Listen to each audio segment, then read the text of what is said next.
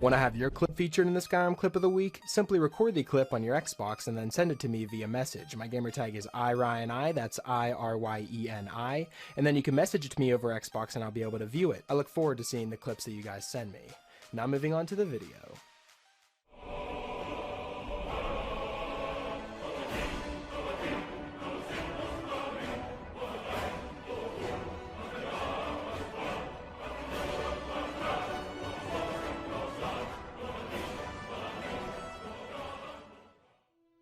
Hey, what's up guys, it's Ryan, and welcome back to another episode of Modded Monday. We're on week number 236 now, guys.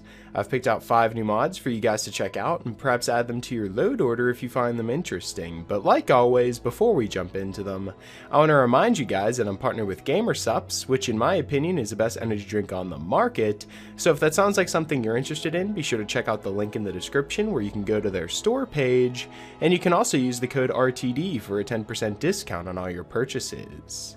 I also want to say, don't forget to subscribe so you don't miss any brand new mods each and every single week.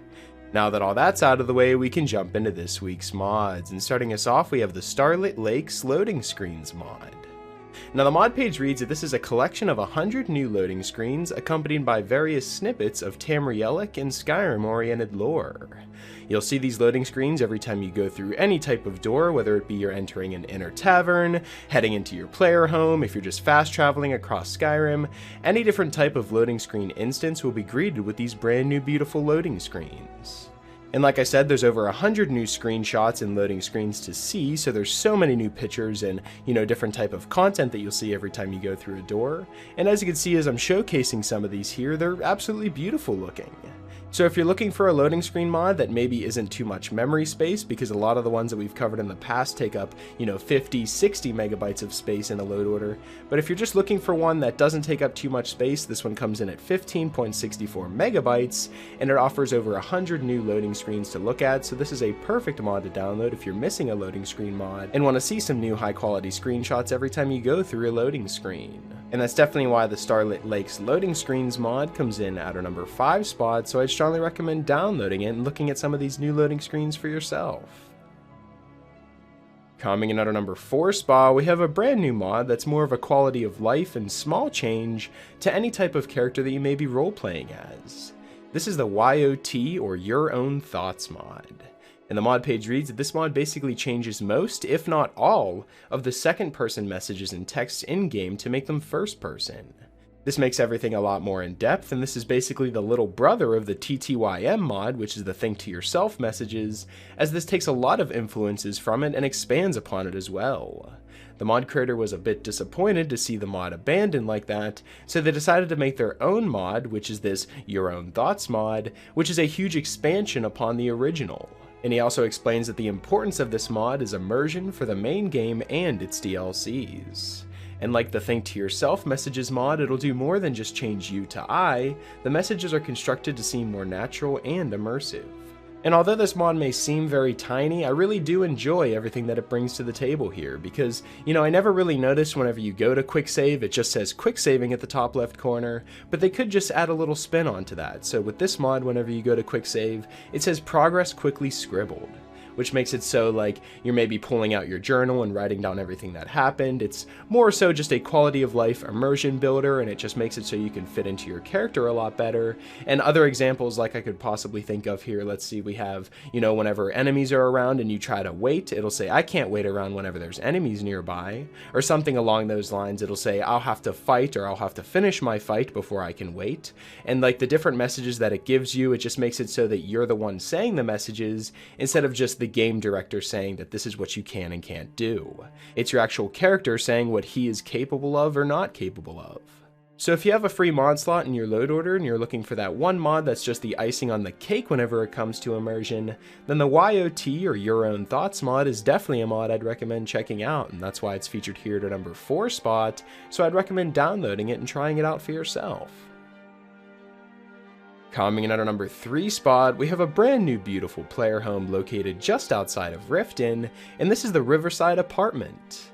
The mod page reads, "Welcome to the Riverside Apartment," which is a remake of the wonderful mod created by Princess Stomper called the Riften Riverside Home. But the mod creator always wanted some of the Hearthfire amenities as well as some way to display some items so that they can make it their main home. So that's when they decided to upgrade the original mod.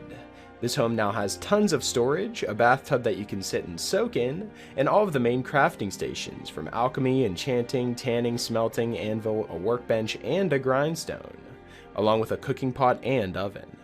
The awesome boat bed is still in the basement, and they've added sleeping markers to the pelts in front of the fireplace as well for followers. The main bed gives a well-rested bonus, there's now dynamic meals added to both the table and bar areas, and bookshelves to hold most of all the lore books. The display room has space for masks, the claws, the Thieves Guild items, paragons, bug jars, amulets, and black books as well. The only thing else that they changed was they shifted the outside entrance to around the corner and have added small alchemy and vegetable garden areas that stretch between the apartment door and the alchemy shop. There's also an entrance and an exit on the outside of the city to the basements, which I showed you in the beginning. Now, whenever I first glanced at this house mod, I thought 105 megabytes for a house mod this small, this is kinda interesting here.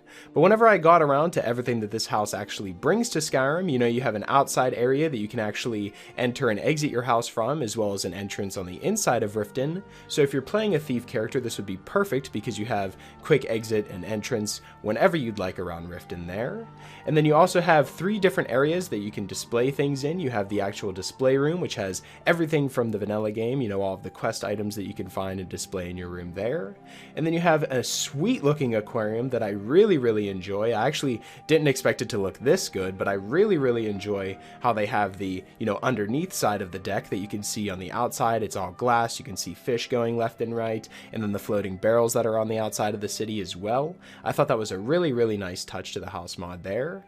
And then you go into the bedroom area and the actual living space. You have so much open area where you can put, you know, any type of storage. You can actually place items as well if you have the placeable statics mod. There's so much to do with this house mod, and with it coming in at 105.68 megabytes, if you have the space for it, it's definitely a perfect mod I'd recommend downloading if you're looking for a new Riften player home, and that's why this mod's featured here at our number 3 spot, so I strongly recommend downloading and becoming the new proud owner of the Riverside Apartment. Coming in at our number 2 spot, we have a brand new badass looking armor set called the Wind Ruler Armor 4K. But if you don't have the space required, you can actually download the 2K or the 1K version, but the 4K version, oh my god, this armor looks absolutely incredible. And the way to actually obtain it is really awesome too. So you actually have to do the kinds of sacred trials, I believe that's the name of the quest, and you actually have to defeat tons of different bosses across Skyrim, whether they be, you know, ghost crabs, ghost saber cats, there's a ghost mammoth, there's tons of different things that you have to fight. There's a ghost troll as well, a ghost wolf, and at these boss fights, whenever you actually go to take on the boss fight, there'll be a chest at every single different location that'll have a different piece of armor or weapon inside of it. And this is actually how you acquire the full Wind Ruler armor set here. By doing all of these boss fights and completing them and then finding the loot that's in the chest scattered around them, you can then get your hands on this full armor set, and believe me, this armor set is incredibly badass. I absolutely love it. You know, it was a bit of a chore to actually get every armor set because it doesn't actually tell you where every single different chest is. You actually have to find it yourself, which is bittersweet. You know, whenever you first install the mod and you want to put the armor on, it can be a little frustrating to actually find all of the pieces, but once you do, it's incredibly rewarding because, you know, the first time I put this armor set on, I actually had to spin around my character a couple times and go, you know what, actually, that was worth killing all those bosses. This is a really cool looking armor set. So I changed my mind a little bit there. I really like the way that you obtain this armor. It's not just given to you, which is what a lot of armor mods tend to do nowadays. So you actually have to work to get this armor set and go out and beat bosses in this kind Sacred Trials quest, and I really felt that that was a nice addition to this armor mod here. Remastered isn't even a word I can use for this armor set. It would be more so reimagined, just because of how different it looks, how unique it is from all the other armor pieces in the game, and how you can clearly tell there was a lot of thought and effort put into this mod, and that's definitely why this mod's featured here at our number 2 spot. So if you're looking for some new armor that maybe just isn't given to you right away and something you have to work for, and in the end of the day is a badass looking new unique armor set, all in 4K quality, then the Wind Ruler armor is definitely a mod I'd recommend checking out. Coming in at our number 1 spot, we have another brand new armor mod called the Armoury of Tamriel. And you may remember last week we covered a different armor mod that covered all of the vanilla armors and made them all nice and remastered, made them all beautiful looking. But this does all of that and more, which is actually incredible because I didn't think there was much more you could do. The Armoury of Tamriel is a weapons and armor overhaul that sets out to separate material from design. Every weapon and armor that's craftable and found in the world and able to loot on NPCs, all in iron, steel, moonstone, orchidrillium, silver, dwarven glass, ebony, and daedric. Separating all these materials and making them their own unique item means that we have over 1,100 new weapons, 1,800 new armors, and over 3,000 new pieces of gear to play with. And what I exactly mean by 3,000 new types of gear to play with, this means that every single type of armor category, whether it be iron, steel, moonstone, orchidrillium, silver, not only is there a remaster of the vanilla version of the iron, steel, moonstone, orchidrillium, but there's now separate different types of versions like the iron basic, steel basic, moonstone basic, silver basic, and then you have different other types of weapons that you can play with as well that fit into that category too. So not only is there just one iron sword, there's now an iron sword, an iron basic sword, different types inside of the iron category, making it so categories now have categories. And I mean, this is getting kind of confusing of a showcase here, but it's very hard to explain how many new items and just bits of content are inside of this mod, all jam-packed into 960 megabytes.